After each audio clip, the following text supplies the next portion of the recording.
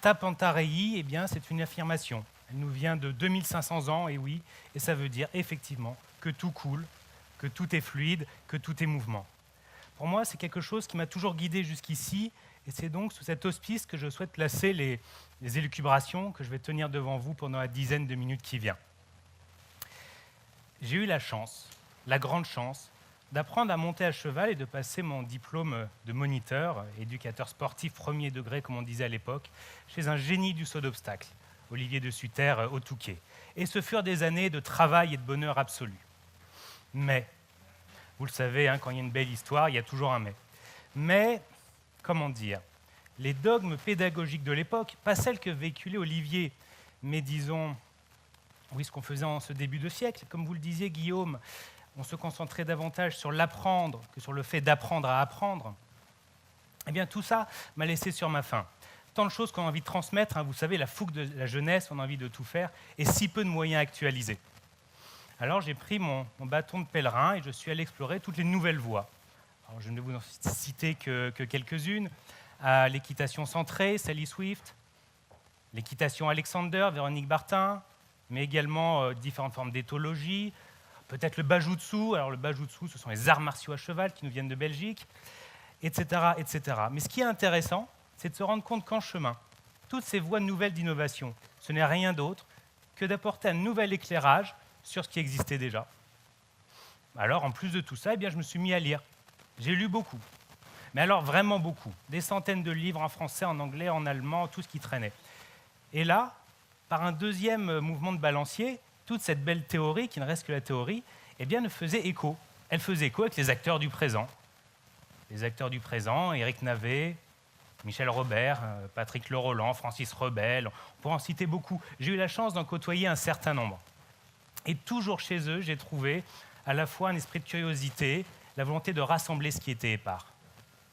Alors, si je vous raconte tout ça, ce n'est pas pour vous, juste pour vous raconter ma vie, un petit peu peut-être, mais pas complètement. C'est surtout parce que si on regarde un peu de plus près, on y trouve quoi? La volonté de tailler sa propre pierre brute, celle d'innover, de chercher une nouvelle voie, d'éclairer le passé, la lumière du présent, et de chercher dès aujourd'hui les avant-gardistes de demain. Eh bien, tout ça, c'est la recette de l'innovation, tout domaine confondu. Pour moi, c'est en plus les jalons qui me mèneront du métier de moniteur à celui de start-upper, comme on dit aujourd'hui, et même qui me mèneront à créer, à co-créer un produit. Alors, le Mocam, c'est le petit nom de ce produit, c'est une valise. Dans cette valise, vous avez un ordinateur, vous avez un banc optique et un logiciel. Et avec ça, tout ce qu'il faut pour que le professionnel du geste soit heureux et puisse faire son travail en toute efficacité. Le Mocam, c'est ce qu'on appelle un OAD, un outil d'aide à la décision. En fait, ça capte en 3D, haute vitesse, haute résolution, etc., toutes les composantes du mouvement, mais surtout, ça les visualise de la façon la plus efficace possible pour que vous puissiez avoir tout de suite la réponse à votre question. Alors, exemple de question, ce n'est pas exhaustif, mais par exemple, est-ce que mon protocole de rééducation fonctionne sur mon cheval, sur mon cavalier? Est-ce que mon athlète, humain, équin, est au top de sa performance pour la compétition? Plus prosaïquement, est-ce que mon cheval est droit, encore une fois, pour la compétition ou pour la visite d'achat?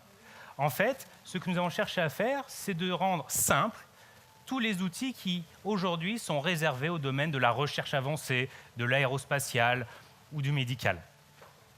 Pour résumer le résumé, ce que nous faisons, c'est démocratiser l'analyse du mouvement. Et vraiment d'un côté pratique, pas un outil de recherche au vol. Parce que tout est parti d'un cas pratique, et même d'un cas pratique équestre, pour tout vous dire. Nous sommes situés nord de la France, et il y a une fameuse école de kinésithérapie à Berck, et l'une de ses élèves est venue nous voir pour son mémoire de fin d'études. Il nous a posé une question, vous allez voir, très simple. Est-ce que monter à cheval, c'est bon ou pas pour le dos? Voilà, merci. Mon collègue cofondateur de Kinesthésia, Bruno Leport, est un chercheur de l'aérospatiale à l'ONERA. Alors pour vous situer un peu, l'ONERA, c'est à mi-chemin entre la NASA et Dassault Systèmes. On est du très très haut niveau. Et grâce à lui, on a eu des outils fabuleux, compliqués, merveilleux, etc. On a pu répondre à la question. Enfin, répondre à la question. Je ne vais pas faire durer le suspense. Monter à cheval, c'est très très bien si on monte bien. C'est pas bien si on monte pas bien. Alors dit de façon un tout petit peu plus sérieuse et encore, il n'y a pas d'hyperdordose lombaire dans la pratique standard de l'équitation. Bon, très bien.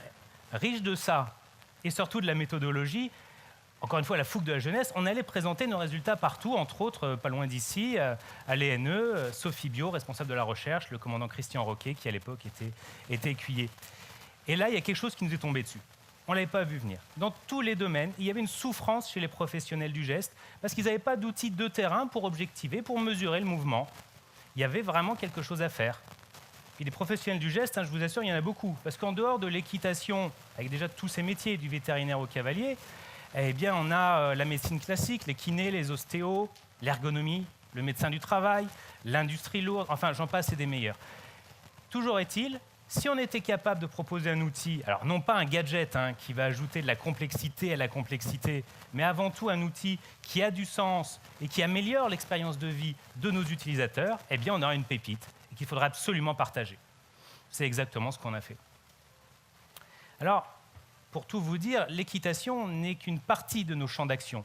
Nous travaillons dans l'ensemble des sports, dans l'ensemble du domaine de la santé et dans l'ensemble des domaines de l'entreprise avec la pénibilité au travail ou les désormais, hélas trop connus, TMS, les troubles musculo-squelettiques. Mais c'est quand même intéressant de noter que dans l'ADN du MOCAM, il y a le cheval. Parce que, quelque part, le cheval nous apprend toujours quelque chose. Qu'est-ce qu'il nous dit, notre ami quadrupède? Qu'est-ce qu'il nous dit, entre autres? Eh bien, d'abord, que la communication, que le mouvement est une communication, toujours. Une communication instable et cohérente. Il nous apprend aussi que rien n'est jamais figé, qu'il y a une seule chose qui ne changera jamais, c'est que tout change tout le temps. Et puis il nous apprend encore à ne pas avoir peur des paradoxes, vous savez, ces oppositions constructrices, qu'il ne faut surtout pas chercher à résumer, parce que c'est dans l'opposition de ces pôles que naît toute créativité. Alors j'ai conscience que tout ça peut paraître très théorique, mais vraiment, c'est ce que nous avons voulu faire avec le MOCAM, ce que nous avons réussi à faire. Parce que c'est un outil qui cherche à décloisonner avant tout. Alors bien sûr, c'est un outil high-tech, haut niveau, etc. Mais, quelque part, il est au service de pratiques qui, elles, sont millénaires, voire multimillénaires, comme on nous l'a dit, pratiques empiriques, donc pratiques pragmatiques. C'est aussi un outil big data, des quantités de données énormes, mais au service de la data unique, celle qui va impacter sur le moment votre décision. Enfin, par exemple, c'est un outil scientifique de qualification, de quantification du geste, mais c'est aussi un outil graphique d'aide à l'intuition. Il n'y a pas d'opposition entre tout ça. Lorsqu'on a voulu créer Kinesthésia, encore une fois avec Bruno, notre idée n'était pas de construire un objet, c'était d'apporter une nouvelle vision à l'analyse du geste. Quelque chose qui pourrait être utilisé au quotidien, qui s'ajoute à tout ce qui existe déjà, et surtout qui laisse le vivant au centre. Le vivant à 4 pattes et le vivant à 2 pattes. Alors, je vous l'ai dit tout à l'heure, il y a des jalons qui ont traversé toute cette histoire, à la fois dans ma vie équestre, à la fois dans la création du MOCAM, dont je viens de vous parler, mais aussi du fait de passer de moniteur d'équitation, entraîneur, à dirigeant d'une start-up high-tech. Si vous permettez, je vais passer 2 secondes à vous parler de ça. Quand j'étais professionnel de l'équitation, en dehors bien sûr des affres inhérentes, beaucoup de vous, j'en suis sûr, le connaissent, quand il faut faire vivre économiquement son entreprise, ce n'est pas tous les jours les vacances, mais au-delà de ça, c'était un bonheur. C'était un bonheur physique, mental, spirituel peut-être. Et j'ai eu peur en faisant ce saut quantique vers l'innovation de perdre quelque chose. Pas du tout. Vraiment pas du tout. J'y ai trouvé une forme de continuité dans la technologie, encore une fois, faire bénéficier nos utilisateurs en leur apportant des expériences de vie nouvelles. L'approche avec ses propres collaborateurs, à la fois les comprendre, puis se faire comprendre, bien sûr. Aussi, cette relation entre l'action et la réflexion. Vous savez, le fameux « il faut penser en homme d'action et agir en homme de pensée » de l'un de nos grands philosophes. On pourrait parler aussi peut-être le triple A. Il faut accepter ce qui se passe pour l'analyser au plus proche, pour agir au plus efficace. Tout cela, en fait, peut tout à fait être transposable à notre vie de tous les jours, les pieds dans l'assure, dans l'intimité du travail sur le dos du cheval. Dans l'expression publique de cette intimité, dans la compétition, par exemple, ou dans le spectacle. Il y a un lien tendu, permanent.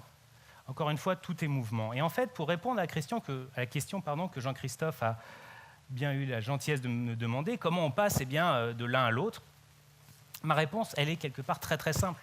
Que ça soit à pied ou à cheval, il suffit de ne jamais laisser la curiosité s'émousser, de toujours chercher la concorde des entendements. Parce que vous savez, innover en fait, c'est très très simple. C'est une question de foi. De foi dans l'humanité et de foi dans le progrès. Donc je suis persuadé que vous êtes tous, en fait, que nous sommes tous des innovateurs, puisque tout est mouvement, ta, panta, rei, et je vous remercie.